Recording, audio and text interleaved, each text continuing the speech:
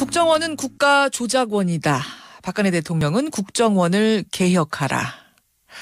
서울시 공무원 간첩증거 조작 사건에서 국정원 측의 협력자였던 조선조 김모 씨가 지난주 자살 시도하면서 남긴 유서의 일부 내용입니다. 그가 왜 자살을 시도했는지, 그리고 왜 이런 유서를 남겼는지 사건은 점점 미궁 속으로 빠져들고 있습니다. 그런데요, 서울시 공무원 유우성 씨 측의 변호사들은 이 자살 기도 자체에 의문을 제기하고 있습니다. 그리고 검찰도 믿기 어려운 상황이라면서 특검을 주장하고 있는데요. 과연 어떤 이유인지 직접 들어보죠. 민주화를 위한 변호사 모임 민변의 김용민 변호사 연결이 돼 있습니다. 김 변호사님 안녕하세요. 네, 안녕하세요. 일단 자살 시도한 김 씨의 지금 상태는 어떤가요? 네, 빠르면 오늘 중으로 일반 병실로 간다라는 얘기를 들었습니다. 예. 그럼 면회가 안 되나요? 지금 현재 중환자실에서는 면회 시간이 제한이 되어 있는데요. 아마 일반 병실로 가면은 면회는 가능할 것 같습니다. 예. 민변 측도 접근이 가능합니까? 법률상 불가능한 건 아닌데요. 가는 게 적절한지 여부는 저희가 좀 고민을 하고 있습니다. 그렇군요. 그러면 이 자살의 의미, 상대 변호인 측에서 생각하는 자살의 의미 뭐라고 해석하세요? 네, 저는 일종의 자살 소동을 일으킨 것이 아닌가, 자살 시위가 아닌가 이렇게 좀 생각이 듭니다. 자살 소동, 자살 시위? 그게 무슨 말씀이십니까? 네, 이 김 씨의 자살 시도에 좀 이상한 점들이 많습니다. 이상한 점이요? 네, 유서가 지금 자필이 아니라 컴퓨터로 작성돼서 출력된 점도 좀 이상하고요. 어허. 그리고 목에 상처를 내서 자살 시도를 했다는 것이 굉장히 좀 이례적입니다. 보통 자살하려면 목을 매거나 손목을 긋거나 하는데 직접 자기 목을 긋는다는 건 굉장히 무섭고 공포스러운 일이거든요. 예예. 그 부분도 좀 이상하다고 보여지고요. 그리고 국내 정치 상황에 대해서 김 씨가 자세하게 언급을 하는 부분도 좀 이상한 부분이 좀 보여집니다. 국내 정치 상황에 대해서 네. 자세하게 표현했다는 거는 그러니까 정쟁에 이 이야기를 넣지 말아라 이런 유서 남겼다든지 이런 부분이요. 네네 맞습니다. 그리고 야당 대표들을 직접 실명을 거론하면서 얘기하는 부분도 중국에서 살던 사람이 어떻게 그렇게 자세하게 아는지 조금 이상한 부분이 있습니다. 이상한 부분들이 있다. 이 말씀은 조금 어떤 부분이 그러니까 의심이 든다는 걸까요? 스스로 자살한 게 아니다 이런 생각도 드신다는 건가요? 일종의 사건을 빨리 마무리하고 가려고 하는 그런 느낌이 좀 들기도 하고요. 누가 어떤 사건을 마무리한다는 걸까요? 그거는 아무래도 지금 이미 김 씨가 국정원이 개입했다라는 취지로 검찰이 진술을 한 상태입니다. 예예. 그래서 그 부분은 바꾸기 어려운 상태인데 예.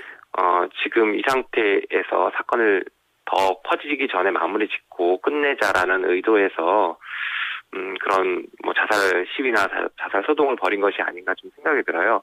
그리고 공교롭게도 이 김 씨가 지금 다친 부위가 목이라서 검찰에서 지금 추가로 조사를 하겠다라고 하지만 목이 다쳐서 말을 못한다라고 나와서 더 이상 추가 조사가 어렵게 만들려고 하는 그런 시도도 충분히 있다라고 좀 추측이 가능합니다.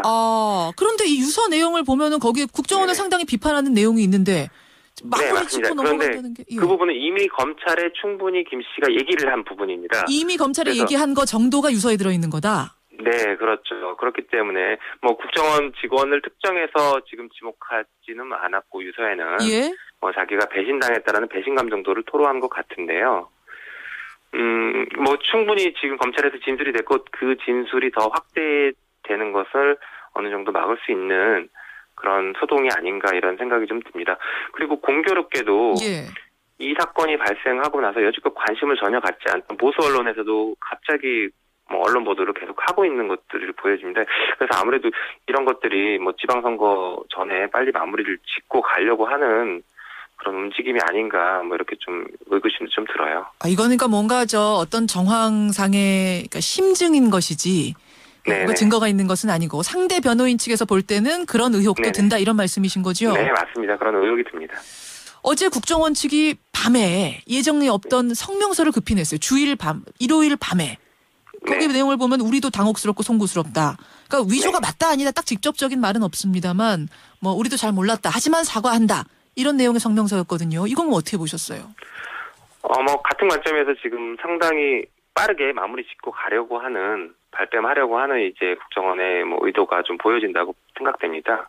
이것도 역시. 근데 지금 이게 마무리가 됩니까? 오히려 이 사건 터지면서 더 커지는 분위기가 아니에요?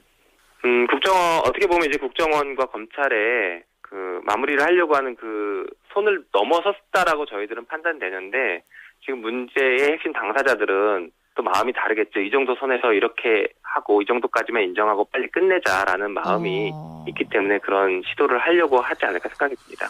그래서 자살 시위, 자살 소동 아닌가 이런 생각이 든다라는 말씀. 물론 이건 어떻게 뭐 확인이 되고 조사를 한 건 아니지만 상대 변호인 측의 심증은 그렇다는 말씀이세요. 네. 그런가 하면 주말 사이에 새로운 주장이 하나 나왔습니다. 자살을 시도한 그 김 씨, 조선족 김 씨가 위조 서류뿐만 아니라 위조 진술서도 만들었다 이런 주장인데요. 네. 이건 또 한 명이 이제 새로 등장하죠. 임 씨라는 조선족인데 네. 이분이 유우성 씨한테 불리한 진술을 했어요. 그리고 그 진술서를 검찰이 증거로 채택을 했는데 알고 보니까 그 진술서가 임 씨의 말과는 정반대로 쓰여 있더라. 나는 그런 말 한 적 없는데 그런 진술서가 제출이 됐더라. 네. 그 거짓 진술서도 이번에 자살 시도한 김 씨 작품이다. 이런 주장. 들으셨죠? 네. 이 임 씨라는 사람은 검찰이 증인으로 신청한 사람입니다. 예.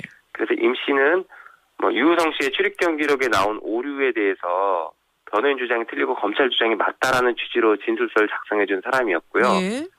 그러한 취지의 증언을 하기 위해서 증인으로 신청돼 있던 사람입니다. 그런데 그 사람이 언론 인터뷰를 통해서 이렇게 반박을 했고, 게다가 또 자기가 증인으로 신청된 사실도 모르고 증인으로 출석하라고 연락을 받은 적도 없다라고 얘기를 하고 있습니다. 그렇더라고요. 근데 국정원은 임 씨 주장은 사실 무근이다. 진술서 진위는 필적 감정으로 간단히 확인할 수 있는 사안이다. 이렇게 얘기를 하는데요. 임 씨가 거짓말할 가능성은 없습니까? 저희가 직접 임 씨를 면담하지 않아서 임 씨가 거짓말을 했는지 안 했는지 단정할 수는 없는 물론 상황입니다. 그렇긴 합니다만. 저희도 이제 언론 보도를 통해서 들은 얘기들을 지금 보고 판단할 수밖에 없는데요. 예. 그렇지만 이제 재판 과정에서 다른 증인들이 국정원의 수사 과정에 대해서 얘기했던 것을 전제로 판단을 해보면 다른 증인들은 이렇게 진술을 합니다. 국정원에서 미리 타이핑을 해서 가지고 와서 자기한테 보여주고 서명만 하게 했다라던가. 예.